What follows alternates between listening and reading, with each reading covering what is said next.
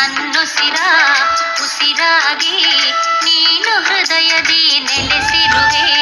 ನನ್ನುಸಿರ ಉಸಿರಾಗಿ ನೀನು ಹೃದಯದಿ ನೆಲೆಸಿರುವೆ. ನಿತ್ಯ ನಿನ್ನನು ನೆನೆಯುತ್ತ ನಾನು ಬಾಳಲಿ ಧನ್ಯತೆ ಪಡೆದಿರುವೆ. ನನ್ನುಸಿರ ಉಸಿರಾಗಿ ನೀನು ಹೃದಯದಿ ನೆಲೆಸಿರುವೆ. ನನ್ನುಸಿರ ಉಸಿರಾಗಿ ನೀನು ಹೃದಯದಿ ನೆಲೆಸಿರುವೆ.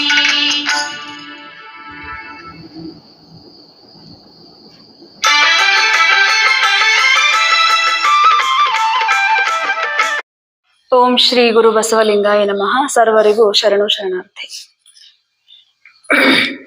ಲೋಕದ ಚೇಷ್ಟೆಗೆ ರವಿ ಬೀಜವಾದಂತೆ, ಲೋಕದ ಚೇಷ್ಟೆಗೆ ರವಿ ಬೀಜವಾದಂತೆ, ಕರ್ಣಂಗಳ ಚೇಷ್ಟೆಗೆ ಮನವೇ ಬೀಜ, ಕರ್ಣಂಗಳ ಚೇಷ್ಟೆಗೆ ಮನವೇ ಬೀಜ. ಲೋಕದ ಚೇಷ್ಟೆಗೆ ರವಿ ಬೀಜವಾದಂತೆ, ಲೋಕದ ಚೇಷ್ಟೆಗೆ ರವಿ ಬೀಜವಾದಂತೆ, ಎನಗೊಳ್ಳುವುದೊಂದು ಮನ ಆ ಮನ ನಿಮ್ಮಲ್ಲಿ, ಎನಗೊಳ್ಳುವುದೊಂದು ಮನ ಆ ಮನ ನಿಮ್ಮಲ್ಲಿ, ಒಡವೆರೆದ ಬಳಿಕ ಎನಗೆ ಭವ ಉಂಟೆ, ಒಡವೆರೆದ ಬಳಿಕ ಎನಗೆ ಭವ ಉಂಟೆ. ಚನ್ನ ಮಲ್ಲಿಕಾರ್ಜುನ ಚನ್ನ ಮಲ್ಲಿಕಾರ್ಜುನ ಚನ್ನ ಮಲ್ಲಿಕಾರ್ಜುನ ಚನ್ನ ಮಲ್ಲಿಕಾರ್ಜುನ. ಲೋಕದ ಚೇಷ್ಟೆಗೆ ರವಿ ಬೀಜವಾದಂತೆ, ಲೋಕದ ಚೇಷ್ಟೆಗೆ ರವಿ ಬೀಜವಾದಂತೆ, ಕರ್ಣಂಗಳ ಚೇಷ್ಟೆಗೆ ಮನವೇ ಬೀಜ, ಕರ್ಣಂಗಳ ಚೇಷ್ಟೆಗೆ ಮನವೇ ಬೀಜ.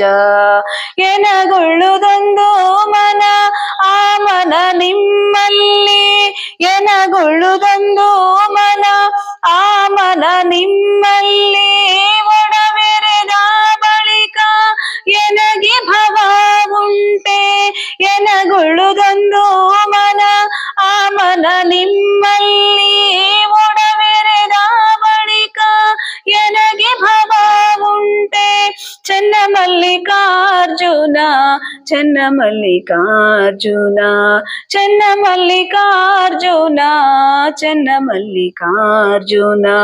ಲೋಕದ ಚೇಷ್ಟೆಗೆ ರವಿ ಬೀಜವಾದಂತೆ, ಕರ್ಣಂಗಳ ಚೇಷ್ಟೆಗೆ ಮನವೇ ಬೀಜ. ಲೋಕದ ಚೇಷ್ಟೆಗೆ ಲೋಕದ ಚೇಷ್ಟೆಗೆ ಲೋಕದ ಚೇಷ್ಟೆಗೆ ರವಿ ಬೀಜವಾದಂತೆ. ಇದು ಅಕ್ಕ ಮಹಾದೇವಿಯವರ ಒಂದು ವಚನವಾಗಿದೆ. ತುಂಬಾ ಅದ್ಭುತವಾದ ವಚನ. ಈ ವಚನ ತುಂಬಾ ಚಿಕ್ಕದು, ಬಟ್ ಅರ್ಥ ತುಂಬಾ ವಿಶಾಲವಾದದ್ದು. ಸೊ ಲೋಕದ ಚೇಷ್ಟೆಗೆ ರವಿ ಬೀಜವಾದಂತೆ.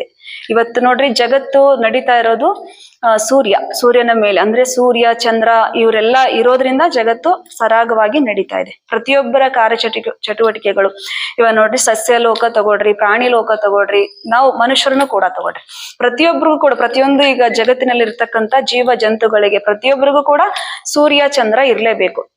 ಇವತ್ತು ಬೆಳಗ ಆಗುತ್ತೆ ಅಂತೇಳಿ ಕಾಯ್ತಿರ್ತೀವಿ. ಈಗ ನೋಡ್ರಿ, ರೈತರನ್ನ ತಗೊಳ್ರಿ, ಹಿಂದಿನ ಕಾಲದಲ್ಲೆಲ್ಲ ರೈತರು ಸೂರ್ಯೋದಯ ಒಂದು ತಗೊಂಡು ಅದನ್ನೇ ಕೂಡ ಸಮಯ ಅಂತ ಕನ್ಸಿಡರ್ ಮಾಡಿ ತಮ್ಮ ಕೆಲಸವನ್ನ ಪ್ರಾರಂಭ ಮಾಡ್ತಾ ಇದ್ರು. ಅದೇ ರೀತಿ ಅದಕ್ಕಿಂತ ಹಿಂದೆ ಹೋಗಿ ನೋಡಿದ್ರೆ ಕೋಳಿ ಕೂಗು ಕೇಳ್ಕೊಂಡು ಟೈಮ್ ನೋಡ್ಕೊಂಡು ಅವತ್ತಿನ ಜನ ಎದ್ದು ತಮ್ಮ ದಿನನಿತ್ಯದ ಕಾರ್ಯಚಟುವಟಿಕೆಗಳಲ್ಲಿ ತೊಡಗ್ತಾ ಇದ್ರು.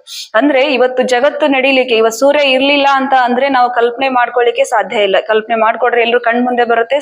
ಬೆಳಕು ಇರ್ಲಿಲ್ಲ ಅಂದ್ರೆ ಎಷ್ಟು ಕಷ್ಟ ಆಗ್ತಿತ್ತು. ಇವತ್ತು ನಮ್ಮ ಜೀವನ ಪ್ರಾರಂಭವಾಗೋದು ಸೂರ್ಯೋದಯದಿಂದ. ಸೂರ್ಯೋದಯ ಆಗದೆ ಇದ್ರೆ ನಮ್ಮ ದಿನನಿತ್ಯದ ಕಾರ್ಯಚಟುವಟಿಕೆಗಳು ಅಷ್ಟು ಸರಾಗವಾಗಿ ನಡೆಯೋದಷ್ಟೇ ಅಲ್ಲ, ನಮ್ಮ ಇವತ್ತಿಷ್ಟು ಆರೋಗ್ಯವಾಗಿ ಇದೀವಿ ಅಂತ ಅಂದ್ರೆ ಇವತ್ತು ಸೂರ್ಯ ಇದ್ದಾನೆ ಅಂತಾನೆ.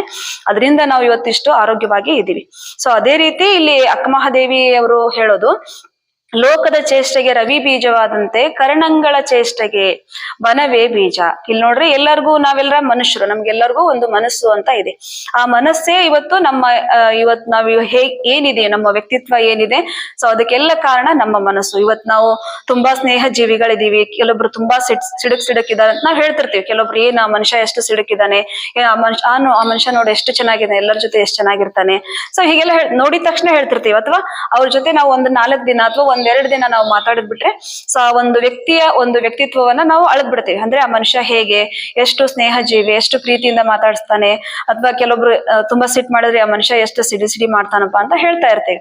ಸೊ ಹಾಗೆ ಇಲ್ಲಿ ಮನಸ್ಸು ಅನ್ನೋದು ಪ್ರತಿಯೊಬ್ಬ ಮನುಷ್ಯನ ಒಂದು ವ್ಯಕ್ತಿತ್ವವನ್ನ ಅಳಿಲಿಕ್ಕೆ, ಅಥವಾ ಅವನ ವ್ಯಕ್ತಿತ್ವವನ್ನ ಬೆಳೆಸ್ಕೊಳ್ಳಿಕ್ಕೆ, ಅಥವಾ ಅವನ ಜೀವನದಲ್ಲಿ ಯಾವ ರೀತಿ ಬದುಕ್ತಾನೆ ಅನ್ನೋದಕ್ಕೆ ಅವನ ಮನಸ್ಸು ಏನ್ ಹೇಳ್ತಾರೆ, ಎಲ್ಲರೂ ಹೇಳ್ತಾರೆ ಮನಸ್ಸು ಅವ್ರಿಗೆ ಎಲ್ಲರಿಗೂ ಕನ್ನಡಿ ಇದ್ದ ಹಾಗೆ. ಒಬ್ಬ ಮನುಷ್ಯನ ಮನಸ್ಸು ಹೇಗಿದೆ, ಅವನ ವ್ಯಕ್ತಿತ್ವದ ಕೈಗನ್ನಡಿ ಅಂತ ನಾವು ಹೇಳ್ತಾ ಇರ್ತೀವಿ. ಇಲ್ಲಿ ಅಕ್ಕಮಹಾದೇವಿ ತಾಯಿಯವರು ಹೇಳೋದು ಕರಣಗಳು ಅಂತ ನಮ್ಮ ಎಲ್ಲರಲ್ಲೂ ಇರ್ತಾವ. ಕರಣಗಳು ಅಂತ ಹೇಳಿ ಏನು ಕಣ್ಣು, ಕಿವಿ, ಮೂಗು, ನಾಲಿಗೆ, ಸ್ಪರ್ಶ, ಏನು ಚರ್ಮ, ಇದೆಲ್ಲ ಇರ್ತಾವಲ್ಲ, ಇವಕ್ಕೆಲ್ಲ ಏನು ಕೆಲಸ ಮಾಡ್ತಾವು, ಏನು ಶಬ್ದ, ರಸ, ಸ್ಪರ್ಶ, ಗಂಧ, ಹೀಗೆ 5 ಕರ್ಣೇಂದ್ರಿಯಗಳು ಎಲ್ಲರಲ್ಲೂ ಬರ್ತಾವ್. ಸೊ ಇವುಗಳ ಎಲ್ಲವನ್ನು ಕಂಟ್ರೋಲ್ ಮಾಡೋದು, ಎಲ್ಲಾ ಕಂಟ್ರೋಲ್ ಅಂದ್ರೆ ಇವೆಲ್ಲರಿಗೂ ರಾಜ ಅಂತ ಹೇಳಿದ್ರೆ ನಮ್ಮ ಮನಸ್ಸು ಅಂತ ಇಲ್ಲಿ ಅಕ್ಕಮಹಾದೇವಿ ತಾಯಿಯವರು ಹೇಳ್ತಾರೆ. ಪ್ರತಿಯೊಂದು ಕರ್ಣೇಂದ್ರಿಯಗಳು ಎಲ್ಲರಲ್ಲೂ ಏನಿರ್ತಾವ, ತಮ್ಮದೇ ಆದ ಒಂದು ಗುಣಧರ್ಮವನ್ನ ಹೊಂದಿರ್ತಾವ. ಈಗ ನಮ್ಮ ಕಣ್ಣು ನೋಡ್ರಿ, ಎಲ್ಲಾನು ಕೆಟ್ಟದ್ದನ್ನು ನೋಡ್ತೀವಿ, ಒಳ್ಳೇದನ್ನು ನೋಡ್ತೀವಿ. ಸೊ ಅದೇ ರೀತಿ ನಮ್ಮ ಮೂಗನ್ನು ತಗೊಳ್ರಿ, ಕೆಟ್ಟ ವಾಸನೆಯನ್ನು ತಗೊಳ್ತೀವಿ, ಎಲ್ಲಾ ವಾಸನೆಯನ್ನು ತಗೊಳ್ತೈತಿ. ಆಮೇಲೆ ಅದೇ ರೀತಿ ಏನೋ ಬಾಯಿ, ಈಗ ರುಚಿಗೆ ಈಗ ನಾಲ್ಗೆ ತಗೊಳ್ರಿ, ಎಲ್ಲಾನು ಬೇಕು ಅಂತ ಅನ್ಸುತ್ತೆ. ಅಂದ್ರೆ ನಮ್ಮ ಕರ್ಣೇಂದ್ರಿಯಗಳು ಏನಿದಾವು ತಮ್ಮದೇ ಆದ ಗುಣಧರ್ಮವನ್ನ ತಾವು ನಡೆಸ್ತಾ ಇರ್ತಾವ. ಅಂದ್ರೆ ನಮ್ಮ ದೇಹದಲ್ಲಿ ತಮ್ಮದೇ ಆದ ರಾಜ್ಯಭಾರವನ್ನ ನಡೆಸ್ತಾ ಇರ್ತಾವ. ಸೊ ಅವುಗಳ ಹಿಂದೆ ನಮ್ಮ ಮನಸ್ಸನ್ನ ಹೋಗ್ದಿರ, ನಮ್ಮ ಮನಸ್ಸಿಂದ ಅವುಗಳ ಎಲ್ಲವನ್ನು ನಾವು ಕಂಟ್ರೋಲ್ ಮಾಡಿದಾಗ ನಮ್ಮ ಇಡೀ ವ್ಯಕ್ತಿತ್ವ ಇರಬಹುದು, ಅದರಿಂದ ನಮ್ಮ ಆರೋಗ್ಯನೂ ಇರಬಹುದು. ಅಂದ್ರೆ ಹೆಚ್ಚು ನೋಡ್ರಿ, ಎಲ್ಲೋ ಒಂದ್ ಫಂಕ್ಷನ್ ಹೋಗ್ತೀವಿ ಅಂತ ತಿಳ್ಕೊಡ್ರಿ, ಅಥವಾ ಹೊರಗಡೆ ಹೋಗ್ತೀವಿ ಅಂತ ತಿಳ್ಕೊಡ್ರಿ. ಸಾಮಾನ್ಯವಾಗಿ ಇತ್ತೀಚಿನ ದಿನ ತಿನ್ನೋ ವಿಷಯ ಬಂದಾಗ ಸಿಟಿಗಳಲ್ಲೆಲ್ಲ ಹೋಗಿ ಸಂಜೆ ಹೋಗಿ ಸ್ನಾಕ್ಸ್ ತಿನ್ಕೊಂಡ್ ಬರೋದು, ಹಾಗೆ ಮತ್ತೆ ಹೊರಗಡೆ ಏನೋ ಜಾಗಿಂಗ್ ಅಂತ ಹೋಗೋದು, ಅಥವಾ ಏನಾದ್ರೂ ಸುತ್ತಾಡಕ್ ಸೈಟ್ ಸೀಯಿಂಗ್ ಅಂತ ಹೇಳಿ ಹೋಗ್ತಿರ್ತೇವೆ. ಸೊ ಏನೇ ಎಲ್ಲವೂ ಬೇಕೇ ಬೇಕು ಮನುಷ್ಯನಿಗೆ. ಈಗ ಸತ್ಸಂಗ ಅಂತ ತಗೊಳ್ರಿ, ಅಥವಾ ಹೊರಗಡೆ ಏನೋ ದೇವಸ್ಥಾನಗಳನ್ನ ನೋಡೋದಿರ್ಬಹುದು, ಪ್ರವಾಸ ಇರಬಹುದು, ಪ್ರತಿಯೊಂದನು ಇವತ್ತು ಮನುಷ್ಯನಿಗೆ ಬೇಕೇ ಬೇಕು. ಯಾಕೆ ಅಂದ್ರೆ ಇವತ್ತು ಮನುಷ್ಯ ಒಂಥರ ಮಷಿನ್ ತರ ನಾವು ಜೀವನ ಮಾಡ್ತಾ ಇದ್ದೀವಿ, ಒತ್ತಡದ ಜೀವನ ಮಾಡ್ತಾ ಇದೀವಿ. ಬರೀ ಕೆಲಸ ಮಾಡೋ, ದುಡಿ, ಮತ್ತೆ ಬಂದು ಕೆಲಸ ಮಾಡು, ಮಲಗು, ಹೀಗೆ ಒಂಥರ ಮಷೀನ್ ತರ ಆಗ್ಬಿಟ್ಟಿದೆ. ಸೊ ಇಂಥ ಒಂದು ಜೀವನದಲ್ಲಿ ಪ್ರತಿಯೊಬ್ಬರಿಗೂ ಕೂಡ ಮನುಷ್ಯರಾದಂತವ್ರಿಗೆ ಒಂದು ಬ್ರೇಕ್ ಅಂತ ಬೇಕೇ ಬೇಕು. ಇವಾಗ ನೀವೇನೆಲ್ಲ ಇಲ್ಲಿ ಬಂದಿದ್ದೀರಲ್ಲ, ಇದು ಕೂಡ ಒಂದು ಬ್ರೇಕ್ ಅಂತಾನೆ ಇವ ನಿಮ್ಮ ಜೀವನಕ್ಕೆ. ಯಾಕಂದ್ರೆ ನಿಮ್ದು ಕೂಡ ಒಂಥರ ಮಷಿನ್ ತರಾನೇ ಜೀವನ ಇರುತ್ತೆ. ಸೊ ಇಲ್ಲಿ ಬಂದು ನೀವು ರೆಸ್ಟ್ ತಗೊಳ್ಳೋದ್ರಿಂದ ನಿಮಗೆ ಆರೋಗ್ಯನೂ ಸಿಗುತ್ತೆ, ಆರೋಗ್ಯ ಜೊತೆಗೆ ಸತ್ಸಂಗ ಸಿಗುತ್ತೆ, ಒಳ್ಳೊಳ್ಳೆ ಜನರ ಒಂದು ಒಡನಾಟ ಸಿಗುತ್ತೆ. ಅದೇ ರೀತಿ ನಿಮ್ಮ ಮನಸ್ಸಿಗೆ ಒಂಥರ ರಿಲ್ಯಾಕ್ಸ್ ಸಿಗುತ್ತೆ. ಎಲ್ರಿಗೂ ನೀವು ಅದನ್ನ ಫೀಲ್ ಮಾಡಿದಿರಿ ಅಂತ ನಾನು ಅನ್ಕೋತೀನಿ. ಯಾಕಂದ್ರೆ ನಾನು ಅದನ್ನ ತುಂಬಾ ಅನುಭವಿಸಿದ್ದೇನೆ ಈ ಮಹಾಮನೆಗೆ ಬಂದ್ಮೇಲೆ. ಸೊ ಅಂದ್ರೆ ಪ್ರತಿಯೊಬ್ಬರಿಗೂ ಮನುಷ್ಯರಾದಂತವರಿಗೆ ಎಲ್ಲಾ ರೀತಿಯಿಂದ ಒಂದು ಬ್ರೇಕ್ ಅಂತ ಬೇಕೇ ಬೇಕು. ಆ ಬ್ರೇಕ್ ಅಂತ ಇಲ್ಲದೆ ಇದ್ದಾಗ ಏನ್ ಮಾಡುತ್ತೆ, ನಮ್ಮ ಕರ್ಣೇಂದ್ರಿಯಗಳು ಇರಬಹುದು, ನಮ್ಮ ವ್ಯಕ್ತಿತ್ವ ಇರಬಹುದು, ತುಂಬಾ ಹದಗೆಟ್ಟು ಅದರೆಲ್ಲರ ಒಂದು ಪರಿಣಾಮ ನಮ್ಮ ಆರೋಗ್ಯದ ಮೇಲೆ ದುಷ್ಪರಿಣಾಮ ಬೀರುತ್ತೆ.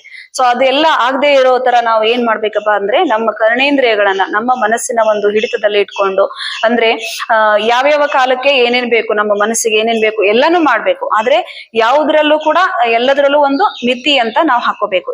ಈಗ ಮಿತಿ ಮೀರಿದ್ರೆ ಅಮೃತನು ಕೂಡ ವಿಷ ಅಂತ ಹೇಳ್ತಿರ್ತಾರಲ್ಲ. ಸೊ ಅದೇ ರೀತಿ ನಮ್ಮ ದಿನನಿತ್ಯದ ಕಾರ್ಯಚಟುವಟಿಕೆಗಳು ನಾವೇನ್ ಮಾಡ್ತಾ ಇರ್ತೀವಿ, ಅದನ್ನೇ ಒಂದೇ ತರ ಮಾಡ್ಕೊಂಡು ಹೋದ್ರೂ ಕೂಡ ತುಂಬಾ ಬೇಜಾರಾಗುತ್ತೆ ಮನುಷ್ಯನಾದವನಿಗೆ. ಸೊ ಅದರಿಂದ ಅದನ್ನ ಒಂದ್ ಸ್ವಲ್ಪ ಚೇಂಜಸ್ ಬೇಕು, ಜೀವನದಲ್ಲಿ ಬದಲಾವಣೆ ಬೇಕು ಅಂತಂದ್ರೆ ನಾವೆಲ್ಲನೂ ನೋಡ್ಲಿಕ್ಕೂ ಹೋಗ್ಬೇಕು, ಪ್ರವಾಸಕ್ಕೂ ಹೋಗ್ಬೇಕು, ಮತ್ತೆ ಸ್ನೇಹಿತರ ಜೊತೆ ಬೆರೆತು, ಅಂದ್ರೆ ಎಲ್ಲದಕ್ಕೂ ಕೂಡ ನಮ್ಮ ವ್ಯಕ್ತಿತ್ವ ಚೆನ್ನಾಗಿ ಉಳಿಬೇಕು, ಅಥವಾ ನಮ್ಮ ಆರೋಗ್ಯ ಚೆನ್ನಾಗಿ ಉಳಿಬೇಕು, ನಮ್ಮ ಜೀವನ ಚೆನ್ನಾಗಿ ಇರ್ಬೇಕು ಅಂತಂದ್ರೆ ಪ್ರತಿಯೊಂದು ವೈಯಕ್ತಿಕ ವಿಷಯಕ್ಕೂ ಕೂಡ ನಾವು ಪ್ರಾಧಾನ್ಯತೆ ಕೊಡ್ತಾ ಹೋದಾಗ ಅದರಿಂದ ನಮಗ ಸಂತೋಷನೂ ಸಿಗುತ್ತೆ, ನಮ್ಮ ವ್ಯಕ್ತಿತ್ವನೂ ಕೂಡ ಚೆನ್ನಾಗಾಗುತ್ತೆ. ಇಲ್ಲಿ ಅಕ್ಕಮಹಾದೇವಿ ತಾಯಿಯವರು ಹೇಳೋದು, ಲೋಕದ ಚೇಷ್ಟೆಗೆ ರವಿ ಬೀಜವಾದಂತೆ ಕರ್ಣಂಗಳ ಚೇಷ್ಟೆಗೆ ಮನವೇ ಬೀಜ. ಆ ಮನಸ್ಸನ್ನ ನಿಮ್ಮ ಹಿಡಿತದಲ್ಲಿ ಇಟ್ಕೊಂಡು ಜೀವನ ಮಾಡಿ ಅಂತ ಹೇಳ್ತಾರೆ. ಹಾಗೆ ಕೊನೆ ಸಾಲಲ್ಲಿ ಅವ್ರು ಹೇಳ್ತಾರೆ, ಎನಗುಳ್ಳುದೊಂದು ಮನ ಆಮನ ನಿಮ್ಮಲ್ಲಿ ಒಡವೆರೆದ ಬಳಿಕ ಎನಗೆ ಭವ ಉಂಟೆ ಚನ್ನಮಲ್ಲಿಕಾರ್ಜುನ. ಇಲ್ಲಿ ಕೊನೆ ಸಾಲಲ್ಲಿ ಈ ವಚನದ ಒಂದು ಏನು ಸಂದೇಶ ಅವರು ಹೇಳಕ್ ಹೊರಟಿದ್ದಾರೆ. ಎನಗುಳ್ಳದೊಂದು ಮನ, ಕೊನೆಗೆ ಅವರು ಏನೇ ನೀವು ಕರ್ಣೇಂದ್ರಿಯಗಳ ಒಂದು ಇಚ್ಛೆಗೆ ನಿಮ್ಮ ಜೀವನವನ್ನ ನಡೆಸ್ತಾ ಹೋದ್ರೂ ಕೂಡ ಕೊನೆಗೆ ಮನಸ್ಸಂತ ಒಂದು ಮನಸ್ಸು ನನ್ನ ಹತ್ರ ಇದೆ, ಆ ಮನಸ್ಸನ್ನೇ ನಿನಗೆ ಕೊಟ್ಟ ಮೇಲೆ ಅಂದ್ರೆ ಪರಮಾತ್ಮನಿಗೆ ಕೊಟ್ಟ ಮೇಲೆ ನನಗೆ ಇನ್ನೊಂದು ಜನ್ಮ ಅಂತ ಎಲ್ಲಿದೆ ಅಂತ ಅವರು ಪರಮಾತ್ಮನ ಮುಂದೆ ತಮ್ಮ ನಿವೇದನೆಯನ್ನ ಮಾಡ್ಕೊಳ್ತಾರೆ. ಸೊ ಅದೇ ರೀತಿ ನಾವು ಕೂಡ ಏನೇ ನಾವು ಕೆಲಸ ಮಾಡ್ರಿ ಜೀವನದಲ್ಲಿ ಜೀವನ ಮಾಡ್ಲೇಬೇಕು, ಹಂಗೆ ಕುತ್ಕೊಳ್ಳಿಕ್ ಆಗಲ್ಲ, ಮಾಡ್ಲೇಬೇಕು. ಅದ್ರ ಜೊತೆಗೇನೆ ಕೂಡ ನಾವು ಕೂಡ ಒಂದು ಪರಮಾತ್ಮನ ಒಂದು ಸ್ಮರಣೆಯನ್ನ, ಪರಮಾತ್ಮನಿಗೆ ಒಪ್ಪುವಂತ ಕೆಲಸವನ್ನ ಮಾಡ್ತಾ ಹೋದಾಗ ನಾವು ಕೂಡ ಜೀವನದಲ್ಲಿ ಯಶಸ್ಸನ್ನ ಪಡಿಬಹುದು ಅಂತ ಇಲ್ಲಿ ಅಕ್ಕಮಹಾದೇವಿಯವರು ಹೇಳ್ತಾರೆ. ಅಂದ್ರೆ ಪ್ರತಿಯೊಬ್ಬರು ಕೂಡ ಇವಾಗ ಏನ್ ನಮಗೆ ಭಗವಂತ ಕೊಟ್ಟಿದ್ದಾನೆ ಪ್ರತಿಯೊಂದಕ್ಕೂ ಕೂಡ ನಾವು ಗ್ರಾಟಿಟ್ಯೂಡ್ ಅನ್ನ ಸಲ್ಲಿಸಬೇಕು, ಅಂದ್ರೆ ಅಭಿನಂದನೆಯನ್ನ ಸಲ್ಲಿಸಲೇಬೇಕು. ಪ್ರತಿಯೊಂದು ಕ್ಷಣವನ್ನು ಕೂಡ ಈಗ ಪರಮಾತ್ಮ ನೋಡಪ್ಪ ಬೆಳಗಾಗಿ ಎಲ್ಲ ನಾವ್ ಎಷ್ಟು ಇಲ್ಲಿ ಮಹಾಮನೆಯಲ್ಲಿ ಎಲ್ಲ ಈಗ ವಾತಾವರಣ ನೋಡಿ ಎಷ್ಟು ಸಂತೋಷ ಆಗುತ್ತಲ್ವ ಮನಸ್ಸಿಗೆ. ಸೊ ಆ ಒಂದು ವಿಷಯಕ್ಕೆ ಚಿಕ್ಕ ಚಿಕ್ಕ ವಿಷಯಕ್ಕೂ ಕೂಡ ನಾವು ಭಗವಂತನಿಗೆ ಧನ್ಯವಾದ ಹೇಳ್ತಾ ಮುಂದೆ ಹೋದಾಗ ನಮಗೆ ಹೆಚ್ಚು ಪರಮಾತ್ಮ ಸಂತೋಷವನ್ನ ಕೊಟ್ಟೇ ಕೊಡ್ತಾನೆ ಅನ್ನೋದಕ್ಕೆ ಈ ಒಂದು ವಚನ ಸಾಕ್ಷಿ ಆಗುತ್ತೆ. ಅಂದ್ರೆ ಮನಸ್ಸು ಅನ್ನೋದು ಹೇಗೆ ಅಂದ್ರೆ ಒಂದು ಹುಚ್ಚುಕೋಡಿ ಅಂತ ಹೇಳ್ತೀವಿ. ಮನಸ್ಸು ಯಾವಾಗ ಹೇಗೆ ನಮ್ಮನ್ನ ಎಳೆದಾಡುತ್ತೆ ಸೆಳೆಸಾಡುತ್ತೆ ಅಂತ ಹೇಳಿಕ್ ಆಗಲ್ಲ. ಆ ಒಂದು ಮನಸ್ಸಿನ ಹಿಂದೆ ಹೋಗ್ದಿರಾ ಎಲ್ಲದಕ್ಕೂ ಮನಸ್ಸನ್ನ ನಾವು ಕಂಟ್ರೋಲ್ ಮಾಡ್ಲಿಕ್ಕೆ ಇವೆಲ್ಲ ಇರೋದು. ಏನು ಸತ್ಸಂಗ ಇರಬಹುದು, ಪ್ರಾಣಾಯಾಮ ಇರಬಹುದು, ಯೋಗಾಸನ ಇರಬಹುದು, ಅಥವಾ ಒಳ್ಳೆ ವಿಷಯಗಳ ಚರ್ಚೆ ಇರಬಹುದು, ಅಥವಾ ಒಳ್ಳೆ ಜನರ ಒಂದು ಒಡನಾಟ ಇರಬಹುದು, ಸ್ನೇಹ ಇರಬಹುದು. ಇವೆಲ್ಲವೂ ಕೂಡ ಬೇಕೇ ಬೇಕು. ಯಾಕಂದ್ರೆ ಈಗ ಒಬ್ಬಂಟಿಯಾಗಿದ್ರೆ ಮನಸ್ಸು ಹೆಂಗಿಂಗ ಆಡುತ್ತೆ. ಸೊ ಇತರರ ಜೊತೆ ಬೆರೆಯೋದ್ರಿಂದ ನಮಗ್ ಗೊತ್ತಿರುವಂತ ವಿಷಯ ಇನ್ನೊಬ್ಬರಿಗೆ ತಿಳಿಯುತ್ತೆ, ಅವರಲ್ಲಿ ಗೊತ್ತಿರುವಂತ ವಿಷಯ ನಮಗೆ ತಿಳಿಯುತ್ತೆ. ಅಂದ್ರೆ ಮನಸ್ಸು ಅನ್ನೋದಕ್ಕೆ ಇಂಥ ಎಲ್ಲ ಸಾಕಷ್ಟು ವಿಷಯಗಳು ಬೇಕೇ ಬೇಕು. ಯಾವಾಗ್ಲೂ ಮನಸ್ಸಿಗೆ ಇವೆಲ್ಲ ಏನ್ ಕೊಡುತ್ತೆ, ಮನಸ್ಸಿಗೆ ಒಂದು ಮುದವನ್ನ ಕೊಟ್ಟು ನಮ್ಮ ಆರೋಗ್ಯವನ್ನು ಕೂಡ ಚೆನ್ನಾಗಿಟ್ಕೊಳ್ಳಿಕ್ಕೆ ಇವೆಲ್ಲ ಇಂಥ ವಿಷಯಗಳು, ಸತ್ಸಂಗ ಇರಬಹುದು, ಇಂಥ ನೀವು ಮಹಾಮನೆಗೆ ಏನ್ ಬಂದಿದ್ದೀರಿ ಇಂಥ ಒಂದು ಸ್ಥಳಗಳಿರಬಹುದು, ಅಥವಾ ಎಲ್ಲದಕ್ಕಿಂತ ಹೆಚ್ಚಾಗಿ ನೀವು ಬಂದಿರೋ ಉದ್ದೇಶ ಉಪವಾಸಕ್ಕಾಗಿ ಬಂದಿದ್ದೀರಿ. ಉಪವಾಸ ಯಾಕೆ ಮಾಡ್ತಿದ್ದೀರಿ ಅಂದ್ರೆ ನಿಮ್ಮ ಒಂದು ಆರೋಗ್ಯವನ್ನ ಸರಿಪಡಿಸ್ಕೊಳ್ಳಿಕ್ಕೆ. ಯಾಕಂದ್ರೆ ಉಪವಾಸ ಆರೋಗ್ಯವನ್ನಷ್ಟೇ ಅಲ್ಲ ನಿಮ್ಮ ವ್ಯಕ್ತಿತ್ವವನ್ನು ಕೂಡ ಸರಿಪಡಿಸುತ್ತೆ. ಇವಾಗ ಯಾಕಂದ್ರೆ ಇಲ್ಲಿ ಬಂದು ನಮ್ಮದೇ ಆದ ಇಲ್ಲಿದೊಂದು ದಿನಚರಿನೇ ಬೇರೆ ಇರುತ್ತೆ, ನಿಮ್ಮ ಮನೆಯೊಳಗಿದ್ದಂತ ಇರುವಾಗ ಅಲ್ಲಿದೊಂದು ದಿನಚರಿನೂ ಬೇರೆ ಇರುತ್ತೆ. ಸೊ ಎಲ್ಲಾ ದಿನಚರಿನೂ ಕೂಡ ಒಂದೊಂದು ರೀತಿಯಾಗಿರುತ್ತೆ. ಸೊ ಇಲ್ಲಿ ಬಂದಾಗ ನೀವೇನ್ ಕಲ್ತ್ಕೊಂತೀರಿ, ಇಲ್ಲಿ ದಿನಚರಿ ನಿಮಗೆ ಎಲ್ಲರಿಗೂ ಖುಷಿ ಕೊಡುತ್ತೆ ಅಂತ ನಾನು ಅನ್ಕೊಳ್ತೀನಿ. ಯಾಕಂದ್ರೆ ಇಲ್ಲಿ ಬೆಳಗ್ಗೆ ಬೇಗ ಹೇಳ್ತೀವಿ, ಮನೇಲಿ ನೀವು ಎಲ್ಲರೂ ಬೇಗ ಕೆಲವೊಬ್ರು ತುಂಬಾ ಜನ ಬೇಗ ಹೇಳ್ತೀರಿ, ಬೇಗ ಎದ್ರು ಕೂಡ ಮತ್ತು ಎದ್ದು ಅಲ್ಲೇ ಕೂತ್ಕೊಳ್ಳೋದು, ಅಲ್ಲೇ ಏನಾದ್ರು ಓದೋದು ಅಥವಾ ವಾಕಿಂಗ್ ಹೋಗೋದು ಎಲ್ಲ ಮಾಡ್ತಿರ್ತೀರಿ. ಸೊ ಸ್ಟ್ರಿಕ್ಟ್ ಆಗಿ ಇಲ್ಲಿ ಒಂದು ದಿನಚರಿಯನ್ನ ನೀವು ರೂಢಿಸ್ಕೊಂಡಿದ್ದೇ ಆದ್ರೆ ಮುಂದೆ ನೀವು ಆರೋಗ್ಯವನ್ನು ಕೂಡ ಚೆನ್ನಾಗಿ ಕಾಪಾಡ್ಕೊಂಡು ಹೋಗ್ಬೋದು. ಆರೋಗ್ಯದ ಜೊತೆಗೆ ಸಂತೋಷವಾಗಿ, ಎಲ್ಲದಕ್ಕಿಂತ ಹೆಚ್ಚಾಗಿ ಆರೋಗ್ಯ ಮತ್ತು ಸಂತೋಷ ಅಂದ್ರೆ ಎಷ್ಟು ದಿನ ಬದುಕ್ತೀವಿ ಅನ್ನೋದಕ್ಕಿಂತ ಎಷ್ಟು ದಿನ ನಾವು ಯಾವ ರೀತಿ ಬದುಕಿದ್ವಿ ಅನ್ನೋದು ತುಂಬಾ ಇಂಪಾರ್ಟೆಂಟ್ ಆಗುತ್ತೆ. ಅಂದ್ರೆ ಇರುವಷ್ಟು ದಿನ ಸಂತೋಷವಾಗಿ ಬದುಕುವ ಕಡೆ, ಆನಂದವಾಗಿ ಬದುಕುವ ಕಡೆ, ಅಥವಾ ಆರೋಗ್ಯದಿಂದ ಬದುಕುವ ಕಡೆ ನಮ್ಮೆಲ್ಲರ ಒಂದು ಪ್ರಯತ್ನ ಇರ್ಲಿ. ಆ ನಿಟ್ಟಿನಲ್ಲಿ ನಾವೆಲ್ಲರೂ ಪ್ರಯತ್ನಶೀಲರಾಗೋಣ ಅಂತ ಹೇಳ್ತಾ ಇದಿಷ್ಟು ಇವತ್ತಿನ ಚಿಂತನ. ಸರ್ವರಿಗೂ ಶರಣಾರ್ಥಿ.